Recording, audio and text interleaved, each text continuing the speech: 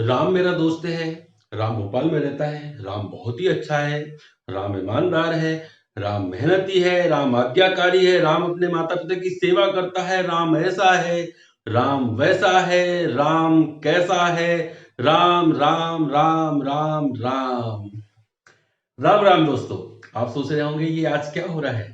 घबराइए नहीं, हम इंग्लिश की ही क्लास ले रहे हैं। Hello everyone, this is Ajay Suryavanshi, you are watching Virtupedia. दोस्तों, आप इस भ्रम में मत रहिएगा कि हम किसी धर्म के ऊपर बात करने जा रहे हैं। हम राम की बात करने जा रहे हैं। दोस्तों, आज तो हम बात करने जा रहे हैं राम का नाम मत लो। आश्चर्य हुआ ना? आइए, आज का हमारा यही टॉपिक है, राम का नाम मत लो, अर्थात नाम मत लो, सर्वनाम लो। और हमारा टॉपिक है प्रोनाउन। तो आइए शुरू करते हैं आज का टॉपिक। देखिए, प्रोनाउन अर्थात सर्वनाम, इसका मतलब क्या होता है? किसी नाउन के स्थान पर आने वाले शब्द को प्रोनाउन कहते हैं। किसे कहते हैं? किसी भी नाउन के स्थान पर आने वाले शब्द को प्रोनाउन कहते हैं। A word that is used in place of a noun is called pronoun. यानी ऐसा शब्द जो उपयोग किया जाता है किसी नाउन के स्थान पर, उसे क्या कहते हैं? प्रोनाउन। देखिए कैसे हम किसी भी व्यक्ति का नाम बार बार लेकर बात थोड़ी ना करते हैं। जैसे अभी थोड़ी देर पहले मैं कह रहा था आपसे, राम मेरा दोस्त है, राम भोपाल में रहते हैं। अब क्या करते हैं हम? ऐसे बार बार राम नहीं लिया जाता। क्या करते हैं? पहली बार कहते हैं राम मेरा दोस्त है। फर्स्ट टाइम हम किसी नाउन का उसके नाम से इंट्रो करवा देते हैं, और उसके बाद उसके लिए बोलते हैं वह राम भोपाल में रहता है, वह मेरा दोस्त है, वह बहुत अच्छा है, वह ईमानदार है। ये जो बार बार वह शब्द आ रहा है, कि किसके लिए आ रहा है? ये उस राम के लिए आ रहा है। तो ये जो वह शब्द है, इसे ही प्रोनाउन कहा जाता है। देखिए किसके लिए कौन सा प्रोनाउन आता है, समझते हैं। देखिए, राम दिल्ली में रहता है और वह एक इंजीनियर है। देखिए फर्स्ट टाइम जो राम आया, तो ये राम क्या है? एक व्यक्ति का नाम, मतलब एक नाउन हुआ। और हमने सेकंड टाइम बोला कि वह एक इंजीनियर है। वह किसके लिए आया? इस राम के लिए आया। और ये सेकंड टाइम हमने नाम न लेकर क्या किया? उसके लिए एक नया शब्द लिया, और ये नया शब्द क्या हुआ? जो नाउन के लिए उपयोग में आया, इसलिए इसे प्रोनाउन कहते हैं। जैसे हम इसे इंग्लिश में समझते हैं कि Ram lives in Delhi, he is an engineer. तो राम तो हमारा नाउन है, लेकिन ये जो ही शब्द आया, ये हमारा प्रोनाउन है। ये ही कब लगता है? ही तब लगाते हैं, इसका अर्थ होता है वह, और ये प्रोनाउन है, और इसे लगाने के लिए इसे पुरुष के लिए लगाया जाता है। एक वचन पुरुष होने पर हम ही लगाते हैं। दूसरा वाक्य देखते हैं कि सीता दिल्ली में रहती है और वह एक डॉक्टर है। देखिए वही हुआ कि सीता क्या एक नाम है, इसलिए नाउन हुआ।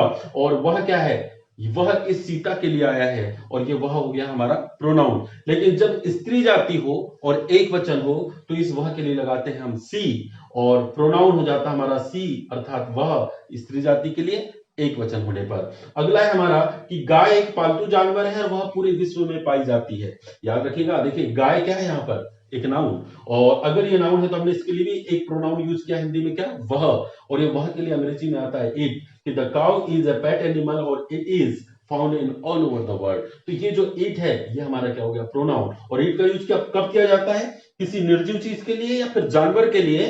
कब? जब वो एक वचन हो। उसी प्रकार अगला देखते हैं, कुर्सी बहुत उपयोगी होती है। देखिए कुर्सी क्या एक वस्तु है, मतलब एक नाउन हुआ, और हमने कहा वह बैठने के काम आती है, कि the chair is very useful, और इट इज सॉरी, यहाँ पे यूजफुल नहीं आएगा, सिर्फ आएगा it is use to sit on, और इस पर बैठने के लिए हम इसका उपयोग करते हैं। तो देखिए ये जो द चेयर है, ये क्या है? ये तो हमारा नाउन है, और चूंकि ये निर्जीव है, इसलिए इसके लिए प्रोनाउन में क्या आया? इट। तो ये हो गया हमारा प्रोनाउन।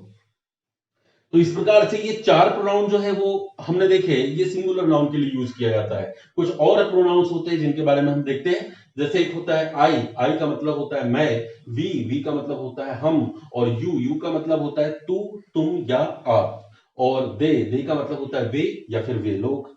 अब ये जो वे है ना, ये प्लूरल होता है। जब इनमें से कोई भी एक से ज्यादा हो, तो उस स्थिति में हम प्रोनाउन प्लूरल बताने के लिए दे का यूज करते हैं। इस प्रकार से देखिए, इस प्रकार से कुल 7 प्रकार के प्रोनाउन होते हैं। पहला प्रोनाउन जो फर्स्ट है वो है हमारा आई अर्थात मैं, ये सिंगुलर के लिए यूज किया जाता है। वी अर्थात हम, और ये प्लूरल के लिए यूज किया जाता है। यू अर्थात तू, तुम या आप, और ये सिंगुलर भी होता है और प्लूरल भी होता है, अर्थात एक वचन भी और बहुवचन भी। और अगला है ही मतलब वह क्या है? पुरुष, और पुरुष एक वचन होने पर ही लगाते हैं। उसी प्रकार सी का मतलब वह, और ये क्या है, स्त्री के लिए यूज होता है और ये भी एक वचन होता है।